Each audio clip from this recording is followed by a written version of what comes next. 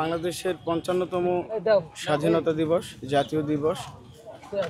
আমরা সাম্য, মানবিক মর্যাদা এবং ন্যায় বিচারের আকাঙ্ক্ষায় বাংলাদেশ মহান মুক্তিযুদ্ধের মাধ্যমে অর্জিত হয়েছিল। মহান মুক্তিযুদ্ধের মহান ঘোষক শহীদ রাষ্ট্রপতি জিয়াউর রহমান বীর উত্তম সহ মহান মুক্তিযুদ্ধের সকল শহীদদের আত্মার মাগফিরাত কামনায় এবং দেশের জন্য যারা শহীদ হয়েছেন ৯০-এর গণ আন্দোলন কিংবা ২০২৪-এর জুলাই গণ অভ্যুত্থানে যারা শহীদ হয়েছেন এবং যারা আহত হয়ে হসপিটালে কাতরাচ্ছেন, তাদের সকলের সুস্থতা কামনায় আমি শিক্ষার্থী হিসেবে আমার সীমিত সামর্থ্যের মধ্যে আমি ঢাকা বিশ্ববিদ্যালয়ের একজন শিক্ষার্থী। আমি প্রায়ই দেখি যে এখানে কিছু ছিন্নমূল মানুষ থাকে যাদের হয়তোবা দুবেলা দুমুঠো স্বাচ্ছন্দ্যে খাবার জোগাড় হয় না।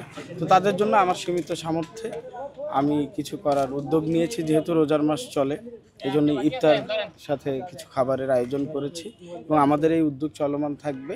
এবং আমার একটাই মেসেজ, আসুন মানবিক হই, মানবিক বাংলাদেশ বিনির্মাণ করি এবং মানবিক বাংলাদেশ বিনির্মাণের স্বার্থে একটি গণতান্ত্রিক বাংলাদেশের দিকে আমরা এগিয়ে যাই। আমি হয়তোবা উদ্যোগটা নিয়েছি, অবশ্যই আমি সংগঠনের একজন, আর আমার সংগঠনে এটা করছে, আমরা সামষ্টিকভাবেও করছি।